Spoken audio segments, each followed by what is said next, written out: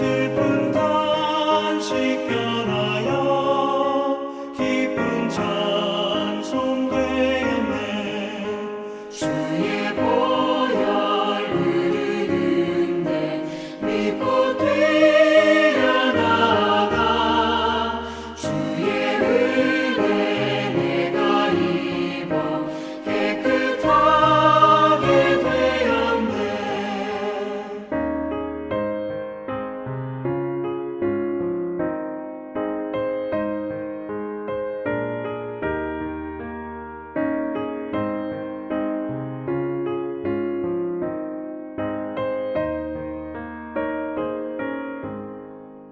세상 무기 영화와 즐겨하던 모든 것 주를 믿는 내게는 불도만도 못하다.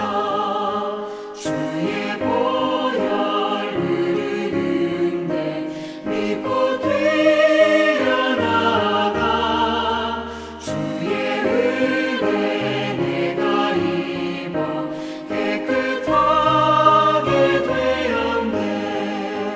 나의 모든 보배는 저 천국에 쌓여네.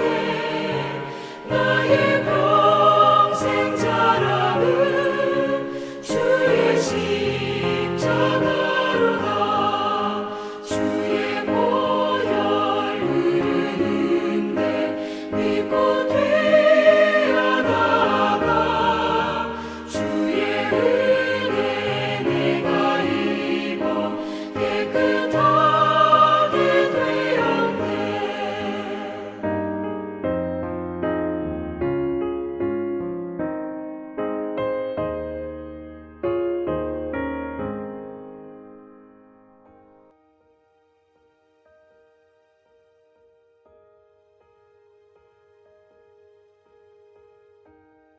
화 있을진저 의식하는 서기관들과 바리새인들이여, 잔과 대접의 겉은 깨끗이 하되 그 안에는 탐욕과 방탕으로 가득하게 하는도다. 눈먼 바리새인이여, 너는 먼저 안을 깨끗이 하라. 그리하면 겉도 깨끗하리라. 화 있을진저 의식하는 서기관들과 바리새인들이여, 회칠한 무덤 같으니 겉으로는 아름답게 보이나 그 안에는 죽은 사람의 뼈와 모든 더러운 것이 가득하도다. 이와 같이 너희도 겉으로는 사람에게 옳게 보이되 안으로는 의식과 불법이 가득하도다. 화 있을진저 의식하는 서기관들과 바리새인들이여, 너희는 선지자들의 무덤을 만들고 의인들의 비석을 꾸미며 이르되, 만일 우리가 조상 때에 있었더라면 우리는 그들이 선지자의 피를 흘리는 데 참여하지 아니하였으리라 하니, 그러면 너희가 선지자를 죽인 자의 자손임을 스스로 증명함이로다. 너희가 너희 조상의 분량을 채우라. 뱀들아, 독사의 새끼들아, 너희가 어떻게 지옥의 판결을 피하겠느냐. 그러므로 내가 너희에게 선지자들과 지혜 있는 자들과 서기관들을 보내매 너희가 그 중에서 더러는 죽이거나 십자가에 못 박고 그 중에서 더러는 너희 회당에서 채찍질하고 이 동네에서 저 동네로 따라다니며 박해하리라. 그러므로 의인 아벨의 피로부터 성전과 제단 사이에서 너희가 죽인 바라기아의 아들 사가랴의 피까지 땅 위에서 흘린 의로운 피가 다 너희에게 돌아가리라. 내가 진실로 너희에게 이르노니 이것이 다 이 세대에 돌아가리라. 예루살렘아, 예루살렘아, 선지자들을 죽이고 내게 파송된 자들을 돌로 치는 자여, 암탉이 그 새끼를 날개 아래에 모음같이 내가 내 자녀를 모으려 한 일이 몇 번이더냐. 그러나 너희가 원하지 아니하였도다. 보라, 너희 집이 황폐하여 버려진 바 되리라. 내가 너희에게 이르노니 이제부터 너희는 찬송하리로다. 주의 이름으로 오시는 이여 할 때까지 나를 보지 못하리라 하시니라. 오늘 본문은 어제 본문에 이어 예수님께서 서기관과 바리새인들을 향하여 화 있을진저 라고 말씀하시며 저들을 책망하시고 저들을 질책하시는 내용을 담고 있습니다. 사실 어제의 본문과 오늘의 본문은 한 본문이죠. 하지만 한 본문을 두 개의 본문으로 구분해 놓고 있다 보니 제 안에 어떤 생각이 드냐면 어제 본문에 담긴 예수님의 4번에 걸친 책망보다 오늘 본문에 담긴 예수님의 3번에 걸친 책망이 더 강하게 느껴집니다. 여러분, 책망이라는 게 하다가 보면 어떻습니까? 이 감정이 서서히 점점 올라오죠.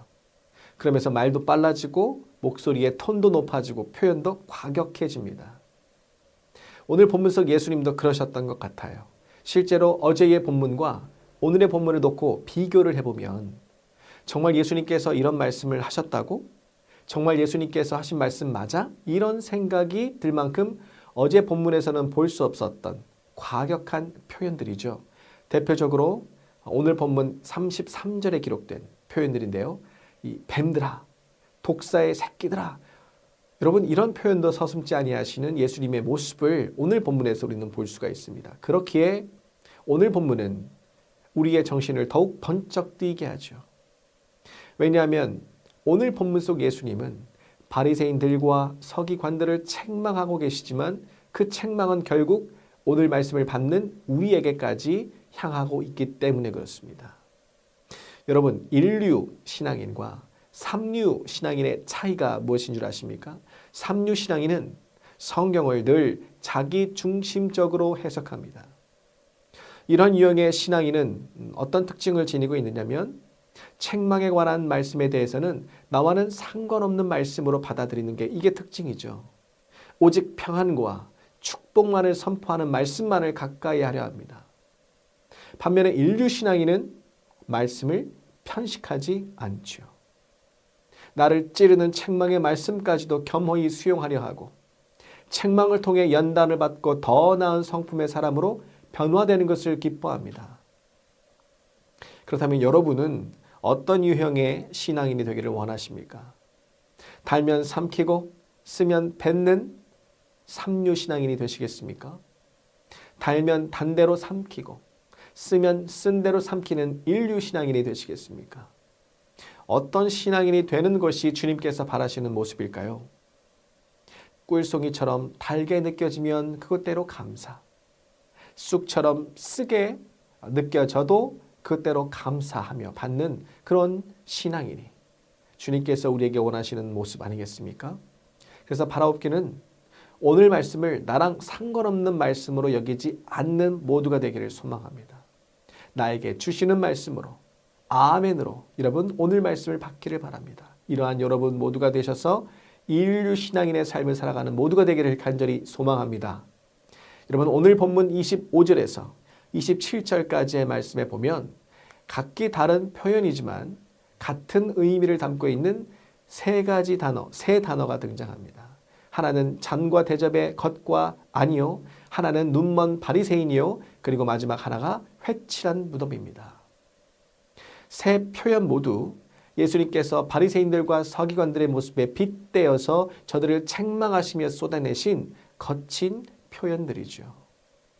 겉은 깨끗하나 안은 지저분한 잔과 대접은 겉으로는 정결한 척하지만 속으로는 탐욕과 방탕이 가득한 저들의 모습을 빗댄 표현이라면, 눈이 멀었다라고 하는 표현은 자기 모습이 어떤지를 제대로 보지 못하고 있는 저들의 어리석은 모습을 꼬집고 있는 표현입니다. 그리고 회칠한 무덤이라고도 말씀을 하셨는데 이것에 대하여서 잠시 설명을 드리면, 당시 유대인들은 무덤에 하얀 석회를 발라서 눈에 잘 띄도록 했습니다. 부지 중에라도 시체나 무덤에 접촉한 자는 7일간 부정한 자로 규정이 되기 때문에, 그렇게 되면 제사나 예배를 드릴 수 없기 때문에 이를 사전에 방지하려는 조치였던 거죠. 실제로 무덤을 하얗게 회칠해 놓으면 눈에 잘 띌 뿐만 아니라 햇살을 받으면 이 무덤이 밝게 빛이 납니다. 아름답게 보이기까지 해요. 하지만 그 속은 어떻습니까? 실상 죽은 사람의 살과 뼈가 썩어가고 있기에 결코 아름답지 않죠.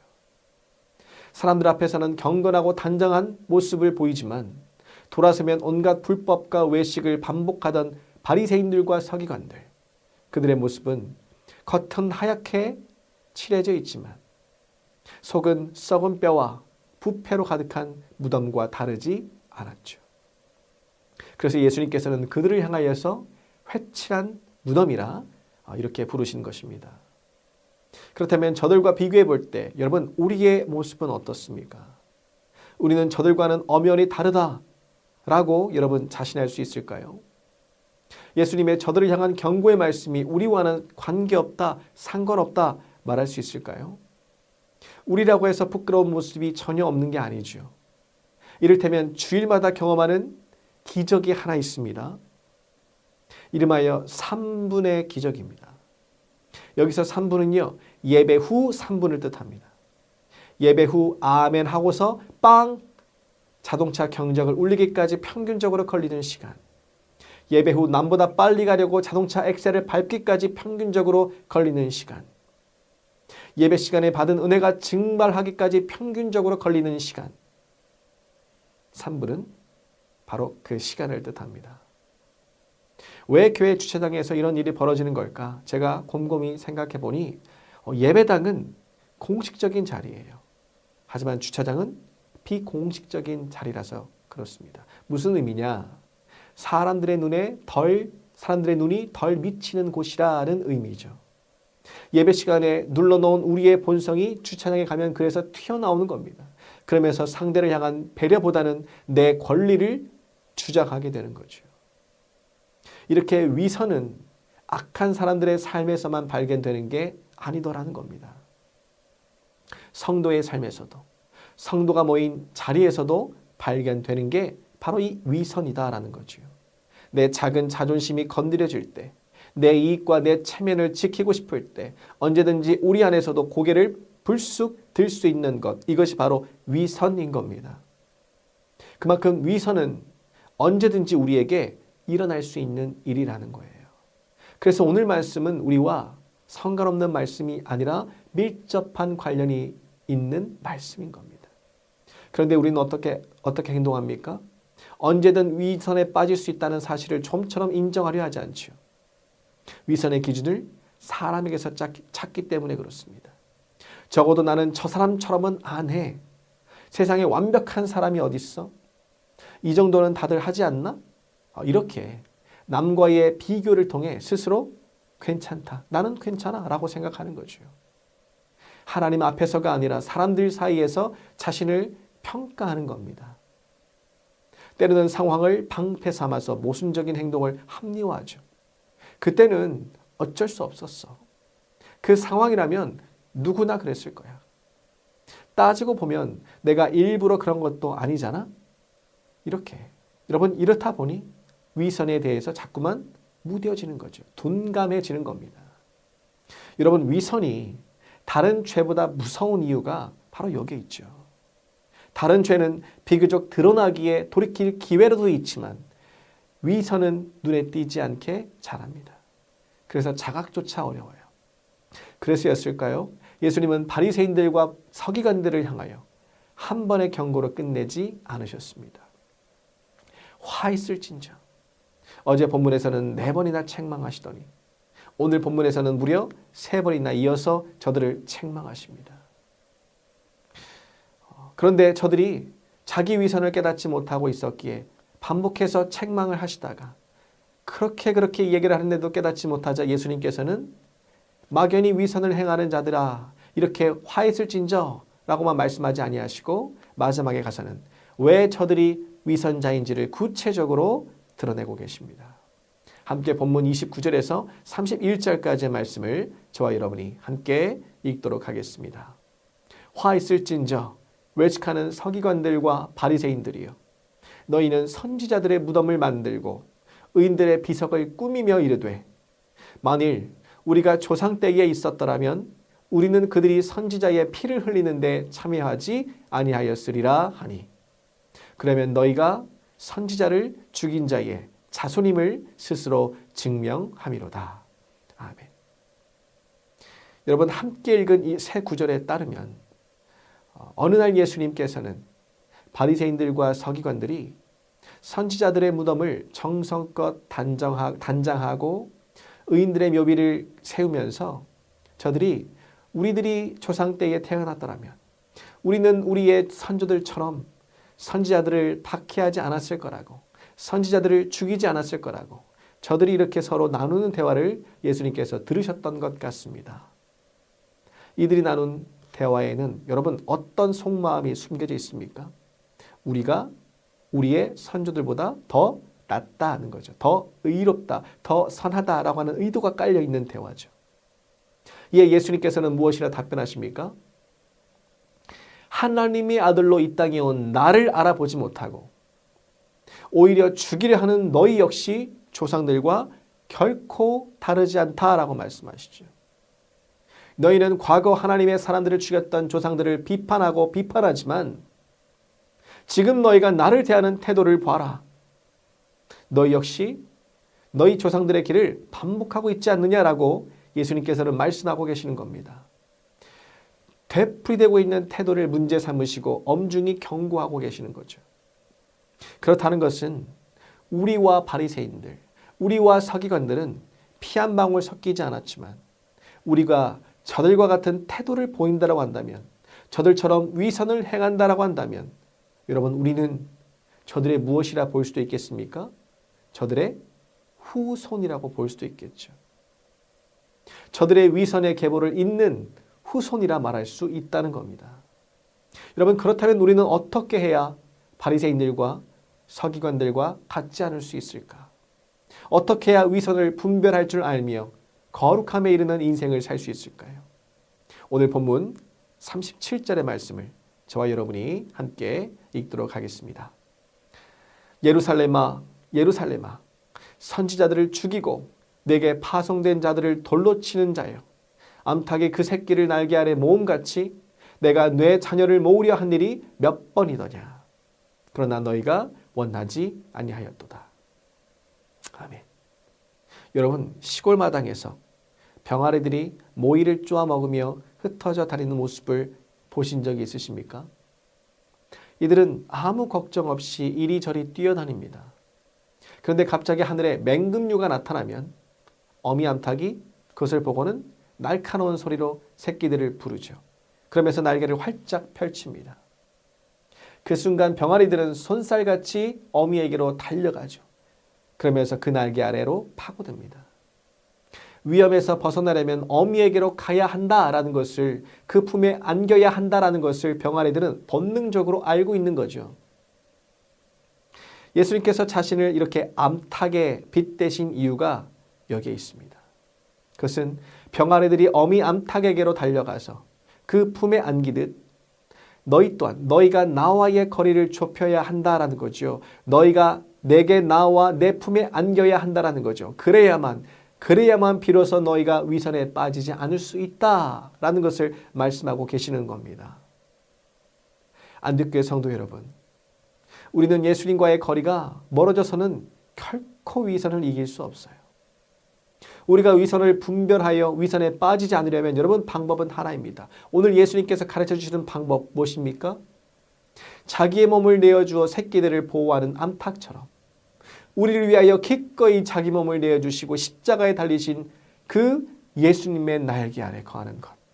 여러분 이것이 유일한 방법이라 예수님께서는 가르쳐주고 계심을 믿으시길 바랍니다. 그래서 여러분 십자가로 나아오십시오. 십자가를 붙드셔야 합니다. 그 십자가 아래에서만 우리는 죄를 분별할 수 있고, 그래서 안전할 수 있고, 그래서 평안을 누릴 수 있는 줄로 믿습니다. 그래서 주님은요 오늘도 날개를 펼치고 우리를 기다리고 계시죠. 내가 너를 모으려 한 일이 몇 번이더냐 말씀하시며 기다리고 계십니다. 여러분 이 음성은 그저 우리를 정죄하시려는 심판의 선언이 아니에요. 아직 늦지 않았다라고 하면서 여전히 우리를 기다리고 계시는 외침인 것입니다. 오늘 그 부르심을 여러분 외면하지 않고 응답하시는 모두가 되시길 바랍니다. 주님 제가 여기 있습니다. 주님 이제 제가 주님께로 돌아가겠습니다. 이렇게 외치시길 바랍니다. 그리할 때 주님은 우리를 날개 아래로 모으시고 죄의 맹금류로부터 우리를 지켜주실 줄로 믿습니다. 우리를 넘어지지 않도록 주님께서는 우리를 보호해 주실 줄로 믿습니다. 그로 인하여서 우리의 그 위선의 계보는 끊어질 것이고 은혜의 계보가 시작될 줄로 믿습니다.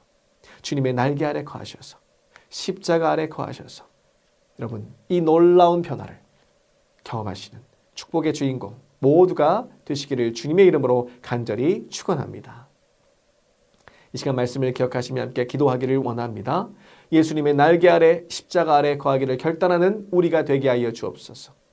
이를 통해 위선을 끌어내고 주님의 보호하심 속에 평안을 누리는 우리 모두가 되게 하여 주옵소서. 또한 두 번째로 함께 기도할 것은 대신방이 진행 중에 있습니다. 각 가정에 선포되는 말씀이 위로의 말씀이 되게 하시고 병든 몸과 마음을 낫게 하는 치유의 말씀이요. 십자가만을 붙들기를 소원하게 하는 결단의 말씀이 되게 하여 주옵소서. 마지막으로 우리가 함께 기도할 것은 우리 새성전 건축의 모든 과정이 순조롭게 진행되게 하시고 건축에 필요한 재원이 넉넉히 채워지고 건축을 위한 기도가 더욱 쌓여가는 믿음의 한 해가 되게 달라고 이 기도의 제목들을 붙잡고 주님의 이름 한번 부르시고 합심으로 함께 기도하겠습니다.